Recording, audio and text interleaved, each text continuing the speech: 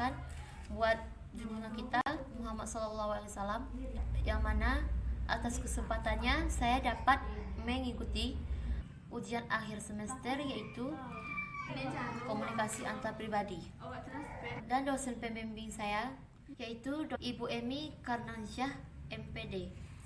Dan seterusnya saya akan menjelaskan tentang aspek-aspek komunikasi antar pribadi.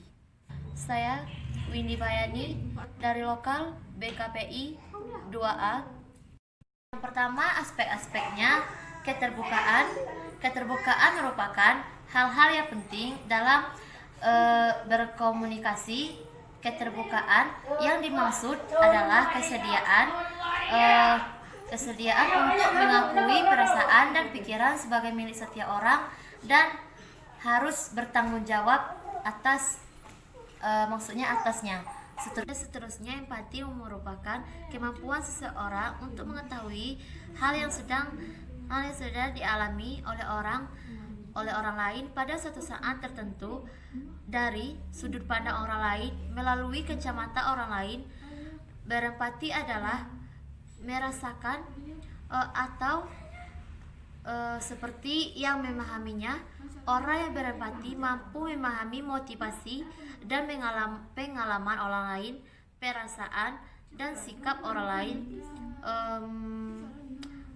Pertama, dalam mencapai empati adalah menahan godaan untuk evaluasi, nilai, menafsirkan, dan mengkritik.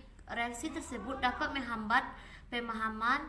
Langkah kedua yakni banyak seseorang mengenal orang lain, keinginan. Seterusnya, yang ketiga, menyangkut kepemilikan, perasaan dan pikiran. Terbuka dalam kepergian ini adalah mengakui bahwa perasaan yang dipikiran yang dilontarkan adalah pemilik kita dan kita bertanggung jawab atasnya.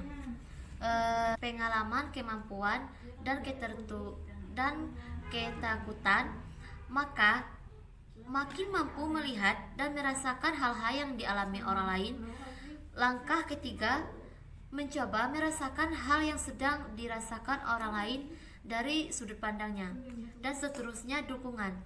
Dukungan dimaksudkan suatu sikap yang menunjukkan perasaan mendukung terhadap suatu hal.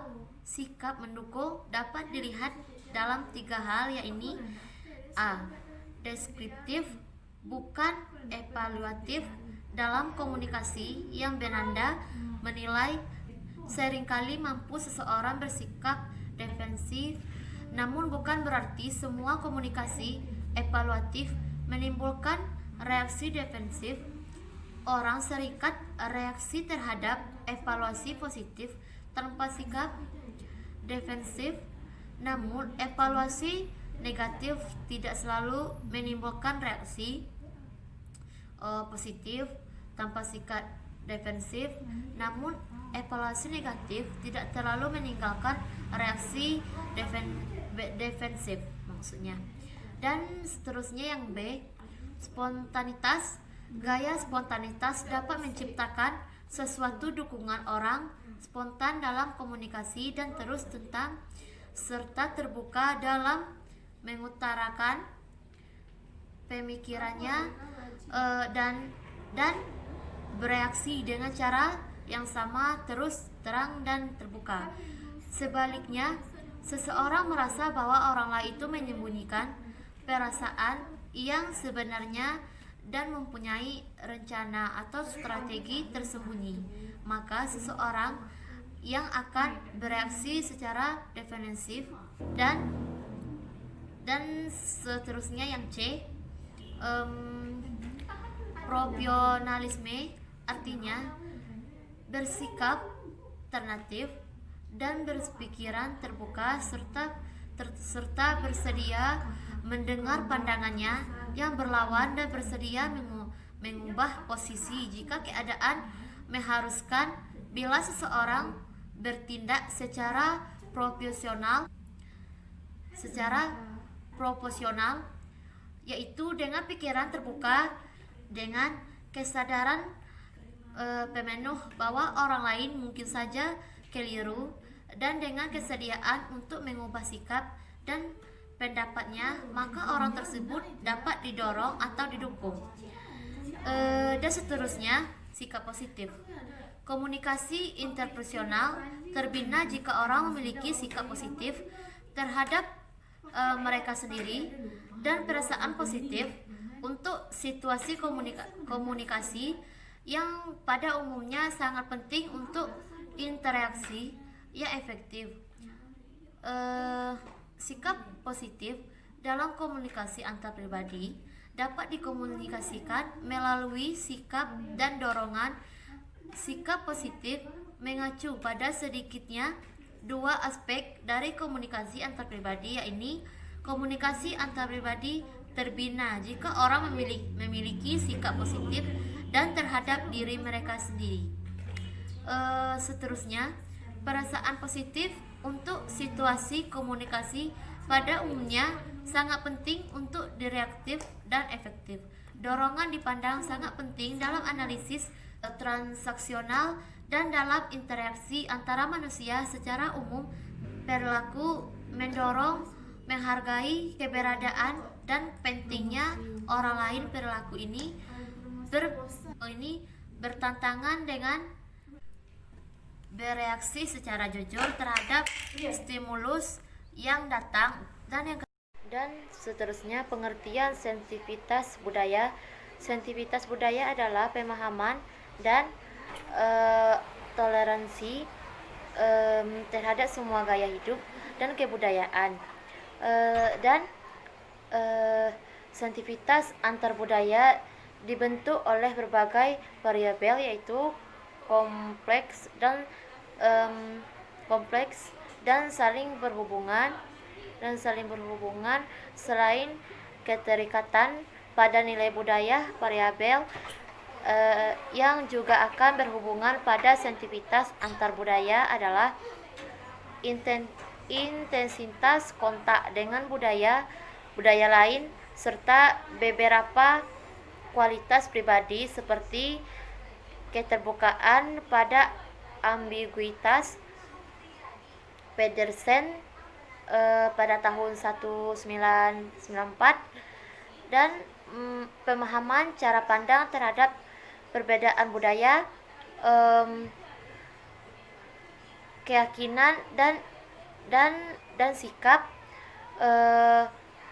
Konselor lintas budaya menyadari reaksi emosional negatifnya terhadap ras maupun etnik lainnya yang terbukti merugikan proses konseling.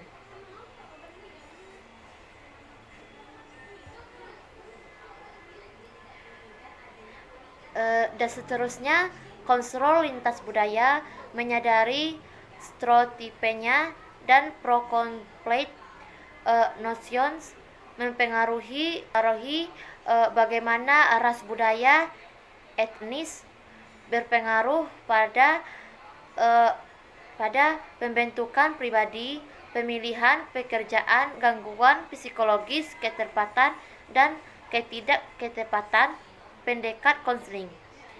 Dan selanjutnya, konselor lintas budaya memahami dan memiliki pengetahuan tentang pengaruh sosiopolitik yang berbenturan dengan kehidupan ras tertentu maupun etnis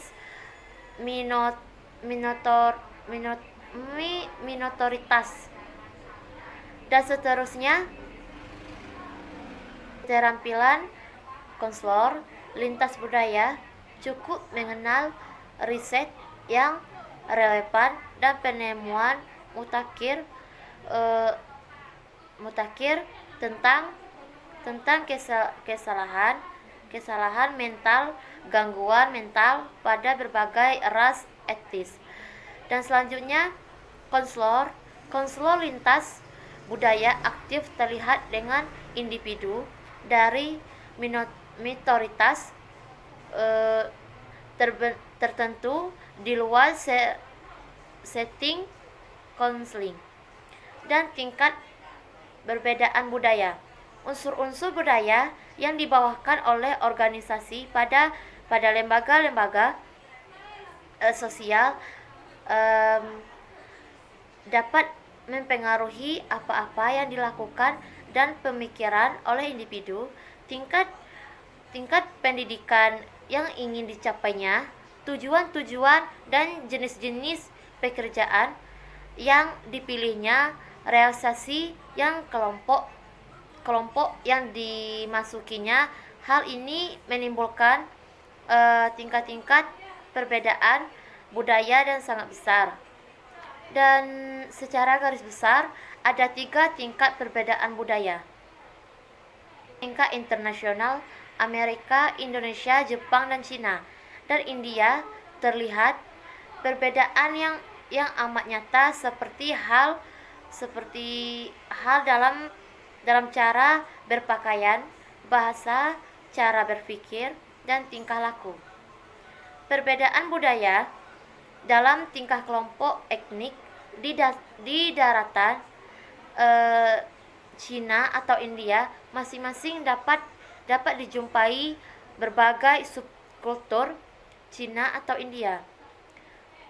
Dan seterusnya, sosial budaya yang terdapat di dalam suatu etnis yang terkecil dialek dalam bahasa adat istiadat dalam perkawinan dan kelahiran dan kematian.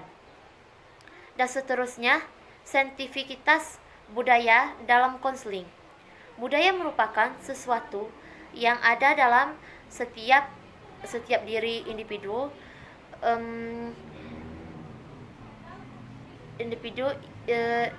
Tidak ada individu yang tidak memiliki budaya. Oleh karena itu, konselor yang peka, budaya yang sangat dibutuhkan dalam pelayanan konseling. Adapun pengertian dari konselor PK budaya itu sendiri adalah konselor yang menyadari bahwa secara kultural individu memiliki bahwa secara kultur individu memiliki karakteristik yang untuk dan ke dalam proses konseling individu.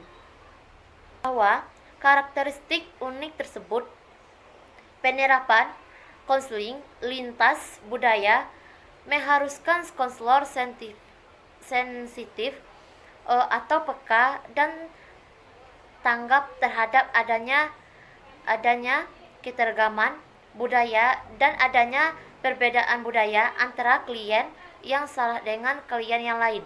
Di antara konselor sendiri dengan klien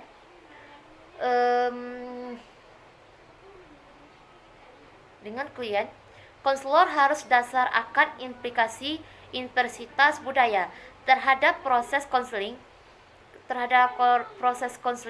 karena budaya yang dianut sangat mungkin menimbulkan masalah dalam interaksi manusia. Dalam kehidupan sehari-hari, masalah bisa muncul akibat interaksi individu dengan lingkungannya, dan sangat mungkin masalah terdiri dalam kaitannya dengan unsur-unsur kebudayaan, yaitu budaya yang dianut oleh individu, budaya yang budaya yang ada di lingkungan individu, serta tuntutan budaya lain ada di sekitar individu. Konseling antar budaya akan berhasil apabila telah mengembangkan 3 dimensi kemampuan atau dimensi keyakinan dan sikap pengetahuan dan keterampilan yang sesuai dengan klien antar budaya yang akan dilayani. Konselor tidak dipersiapkan secara khusus untuk menangani klien-klien yang sesuai dengan klien antar budaya yang akan dilayani. Kebutuhan akan konseling antar budaya di Indonesia akan konseling antar budaya di Indonesia makin terasa mengingat penduduk Indonesia terdiri dari berbagai suku bangsa yang memiliki bineka corak subkultur yang berbeda. Karakteristik sosial budaya masyarakat yang menjemuk itu tidak dapat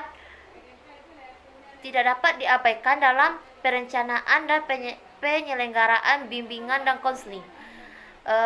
Mungkin itulah yang dapat saya sampaikan tentang aspek-aspek komunikasi antar pribadi. Saya Windy Bayani. Mohon maaf kalau ada salah kata. Allahumma fiq ila afla bitorik. Wassalamualaikum warahmatullahi wabarakatuh.